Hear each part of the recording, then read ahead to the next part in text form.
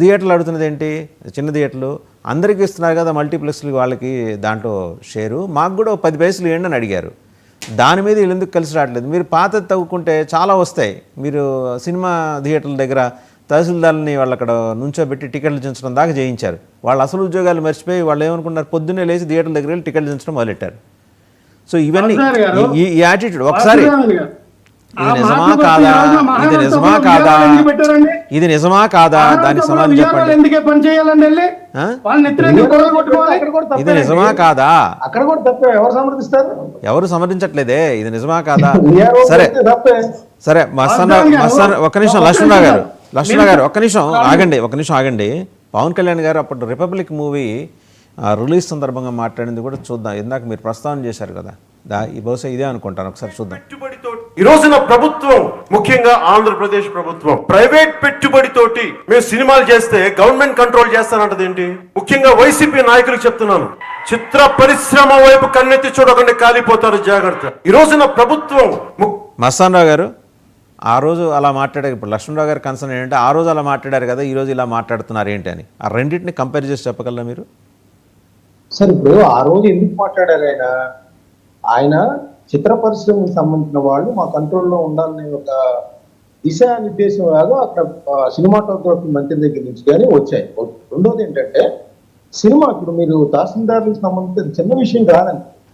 5 రూపాయలకి అమ్మిస్తే, లేకపోతే వాళ్ళు కొన్ని సినిమాలకి వాళ్ళకి ఇష్టమైన నటీనటులకు సంబంధించి మాత్రమే రేట్లు హైక్ ఇవ్వటం, లేకపోతే కొన్ని కంట్రోల్ చేయటం, ఏదైనా విభజించి పాలించే విధానాలు చేయటం, సినీ పరిశ్రమ దెబ్బతీసే నిర్ణయాలు ఆ ప్రభుత్వం తీసుకోవటం వల్ల ఆ విధంగా ఆయన దాన్ని వ్యక్తీకరించారు. సినీ పరిశ్రమ చూస్తే అదేదో తక్కువగా అనుకుంటున్నారు, దానిలో లక్షలాది మంది ఉన్నారు, వాళ్ళందరూ కూడా రోడ్డుకు పడే అవకాశాలని వాళ్ళ వైపు కనుక మీరు అట్లాంటి నిర్ణయాలు తీసుకుంటే వాళ్ళ ఆక్రమణ నుండి మొసైపోతారనేది ఆయన ఇచ్చిన సారాంశం. దానిలో ఎటువంటి సందేహం లేదు. ఈ రోజు చెప్పండి,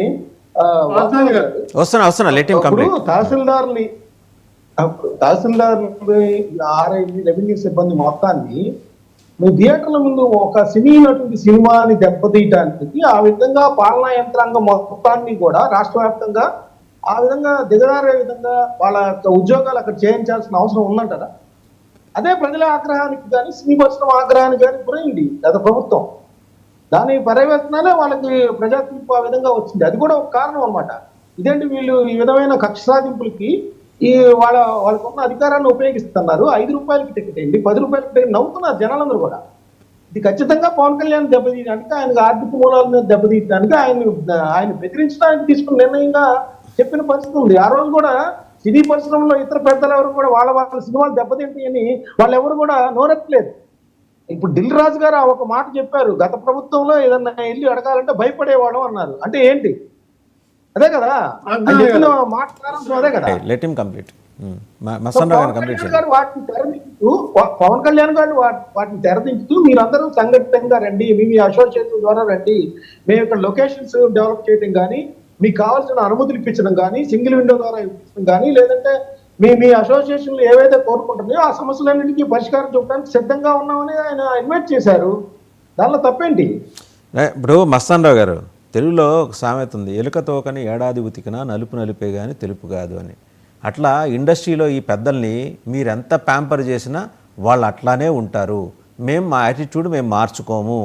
వాళ్ళు రకరకాల స్వరాలతోటి రకరకాల వైబ్రేషన్స్ తోటి చెప్పుండొచ్చు కాక సారాంశం ఒక్కటే. అల్లు అరవింద్ గారు చెప్పినా, దిల్ రాజు గారు చెప్పినా, మేము పెద్దవాళ్ళం, మేము ఇష్టమైనప్పుడే ఇన్వాల్వ్ అవుతాం, మీరు వచ్చి మమ్మల్ని కోరితే ఇన్వాల్వ్ అవ్వమని మేము మాట్లాడడం, ఇంకా గట్టిగా మాట్లాడితే అది చేసిన జనసేన సత్యనారాయణ కదా అంటాడు ఆయన దిల్ రాజు గారు.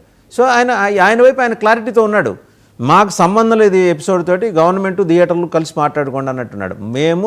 నేను ఇందాక చెప్పా కదా, నేను నా కోడి నా కుంపటి ఉంటే నాకు తెల్లారుతుంది, ఇవి లేకపోతే అక్కర్లేదు. ఇది దాంట్లో ఆయన లెటర్లో పేషెంట్ ఇచ్చిన లెటర్లో దునుమాడింది పవన్ కళ్యాణ్ గారు ఇదే, మీ యాటిట్యూడ్ని మార్చుకోండి అది చెప్పింది. ఒక మాట మన వివేక్ బాబు గారి దగ్గరికి వెళ్దాం. వస్తా మీ దగ్గరకు వస్తా, ఇంకా టైం ఉంది, వస్తా ఆగండి. వివేక్ బాబు గారు, ఇప్పుడు వాళ్ళు ఆ నలుగురు చూశారు కదా, ఆ నలుగురులో 2 బయటకు వచ్చారు. 2 మాకు సంబంధం లేదు డిజోన్, ఇంకో 2 ఇవాళ వస్తారేమో, బహుశా చల్సాని అశ్వనీదత్ గారు, నవీన్ ఎర్నేని గారు, యార్లగడ్డ సుప్రియ గారు, ఇంకెవరో చిన్నబాబు గారు అంట వాళ్ళు, అక్కినేని నాగార్జున గారు, డి సురేష్ బాబు గారు, వాళ్ళు ఎవరికి వాళ్ళు వచ్చి మాకు సంబంధం లేదని రావుందని రెడీ చేసుకుంటారు, ఇంటికి రాసుకొని వచ్చి మాకు సంబంధం లేదని చెబుతారు. ఇక అప్పుడు ఇంకెవరండి, ఇక మిగిలిన వాళ్ళు ఎవరు? అంటే government has to take a serious call. అది తీసుకుందామనే పవన్ కళ్యాణ్ గారు ఈ అంశాన్ని ప్రస్తావన చేశారంట. నేను డెఫినెట్లీ అంటే వాళ్ళు ఒకవేళ వచ్చి ఒంటికి ఆయుధం పూసుకొని నేను కాదని చెప్పినా కూడా నమ్మే వాళ్ళు ఎవరు ఉంటారులేండి. కానీ ఎందుకంటే సినీ పరిశ్రమలో దశాబ్దాల తరబడి చిరంజీవి గారు ఉన్నారు, ఆయన సోదరుడుగా కళ్యాణ్ గారు 30